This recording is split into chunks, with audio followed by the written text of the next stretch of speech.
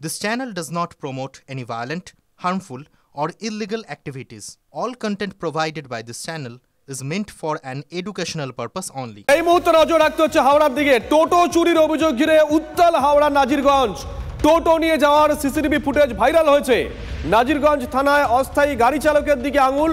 অভিযোগ জানাতে গেলে পুলিশের সঙ্গে ব্যাপক ধস্তাধস্তি। ডিটেল নেব সুব্রতর কাছ থেকে। সুব্রত, দেখো, গতকাল রাতে টোটোর ভাড়া খাটার পর সেই টোটো গ্যারেজে রেখে, প্রত্যেকদিন যে গ্যারেজে রাখা হয় সেই গ্যারেজে রেখে টোটোর মালিক তিনি বাড়ি চলে যান এবং পরবর্তীকালে যখন টোটোর খুঁজতে বেরোন তখন দেখতে পারেন যে টোটো নেই এবং তারপরে সে তদন্তে বেরোয় এবং এলাকার লোকেদের জানায় এবং সে চারিদিকে খোঁজাখুঁজির পর জানতে পারে স্থানীয় কিছু প্রত্যক্ষদর্শী। তারা বলেন যে তার টোটোকে বেশ কয়েকজন মিলে শর্ট সার্কিট করে স্টার্ট করার চেষ্টা করছিল এবং তখনই সিসিটিভি ফুটেজ তারা দেখেন এবং যেখানে দেখা যাচ্ছে যে একটি মোটর সাইকেলে করে টোটোটিকে ঠেলে নিয়ে যাওয়া হচ্ছে এবং যেটা জানা যায় বা স্থানীয় মানুষ বা টোটো চালকের যেটা অভিযোগ যে যারা নিয়ে যাচ্ছিল তারা হচ্ছে স্থানীয় নাজিরগঞ্জ থানার অস্থায়ী গাড়ির চালক এবং তারই রাহুল তার নাম এবং তাকে ঘিরেই কিন্তু বচসা সৃষ্টি হয় এবং থানায় কমপ্লেন করতে গেলে সেখানে তাদের উপর পুলিশ চড়াও হয় এবং তাদেরকে মারধর করা এমনটাও অভিযোগ।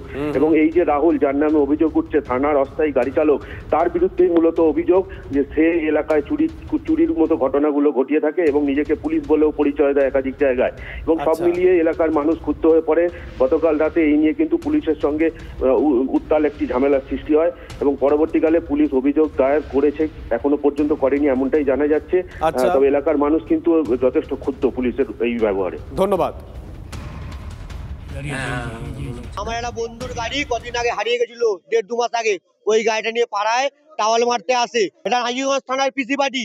আর ওরা যে এসেছিল গাড়িটা নিয়ে সেটা হচ্ছে আমার বন্ধুর গাড়ি। কদিন আগে ওরা চুরি করে নিয়েছিল বা এখানে আশ্রম পাড়ায় রাখা ছিল, নাম্বার প্লেট খুলে ওরা ওই গাড়িটা ইউজ করছে। ওই গাড়ির কাগজ হচ্ছে এইটা, গাড়ির চার্জিস। হ্যাঁ, যে বাইকটা নিয়ে ওরা এসেছিল ওই গাড়ির কাগজপত্র এইটা, গাড়ির চার্জিস নাম্বার সব আছে। আপনারা যে জানলেন যে সিভিক পুলিশ নিয়ে কিভাবে জানলেন? সিসিটিভি ফুটেজের মাধ্যমে। না, ও যে সিভিক সে দাদা বাইক করে একটা পা দিয়ে বাইক চালাচ্ছে, একটা পা দিয়ে টোটোটাকে মেরে নিয়ে যাচ্ছে। আপনাদের কিছু জানায়নি যখন নিয়ে যাচ্ছে? না, কিছুই জানায়নি।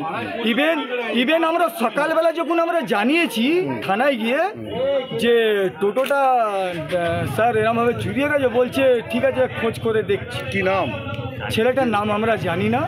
না, সিভিক পুলিশ কি করে বুঝলেন আপনি? সিভিক নয়, পিসি পার্টি। ওকে আমরা রেগুলারই দেখি আসে আমাদের এলাকায়। আপনাদেরকে একটা ছবি দেখাবো, একটা রাস্তার ছবি। আমি নিশ্চিত কবি শঙ্খ ঘোষ যদি আজকে বেঁচে থাকতেন তাহলে এই রাস্তা দেখার পর তিনি লিখতেন, মুখ ঢেকে যায় ধুলোর ঝড়ে।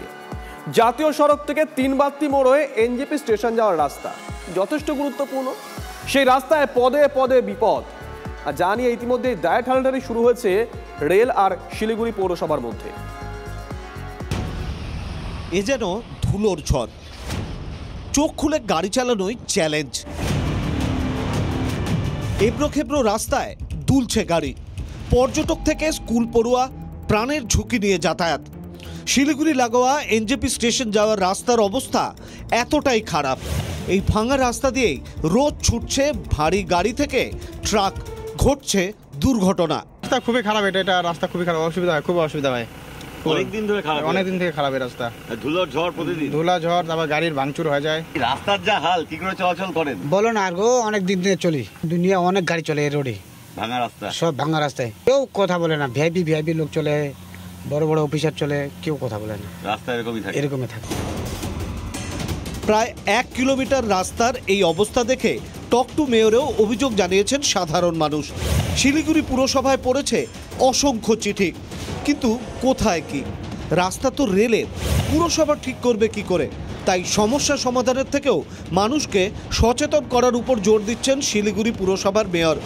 বলছেন রাস্তায় বোর্ড লাগাবেন, লেখা থাকবে রাস্তার রেলের, সারানোর দায় আমাদের নয়, সৌজন্যে শিলিগুড়ি পুরসভা। এই যে বিস্তীর্ণ রোড, শহরে মানুষ কি জানে? শহরের রাস্তা দিয়ে হাঁটছে, এটা পুরসভার রাস্তা। রেল আমরা বহুবার রেলকে বলেছি, কিন্তু বলছে যে ফান্ড আসছে না ওপর থেকে। দাদা আমরা কি করব? বহুবার মিটিং, আমাদের মিনিটসগুলো আছে। এই রাস্তা রেলের এবং রেলই এর রক্ষণাবেক্ষণ এবং মেনটেন্যান্সের দায়িত্ব লিখতে হবে, আমাদের লিখতে হবে মানুষকে সচেতন করার জন্য। তবে শিলিগুড়ির বিজেপি বিধায়ক রাস্তা সারাইয়ের দাবিতে রেলকে চিঠি লেখার পাশাপাশি মেয়রকে খোঁচা দিতেও ছাড়লেন না। উনি রেলের সাথে ওনার যখন প্রয়োজন পড়বে রেলের জমির মধ্যে নিজস্ব নিয়ম ছাড়া নিয়ম মেনে যখন নির্মাণ প্রয়োজন পড়ে তখন কখনো কখনো শুনি নাকি উনি রেল কর্তৃপক্ষের সাথে কথা বলেছেন। ব্যাপারে কথা বলতে কি ওনার লজ্জা লাগছে? ঘটনাটা যেহেতু মানুষের, আমি নিজেই চেষ্টা করব আগামী 1-2 দিনের মধ্যে কথা বলতে। সমস্যা মানুষের, সমাধান করবে কে? তৃণমূল রেলের দায় ঠেলাঠেলি চলছে, কিন্তু নজির বলছে ভোট মন্ত্রে কাজ হয় ম্যাজিকের মতো।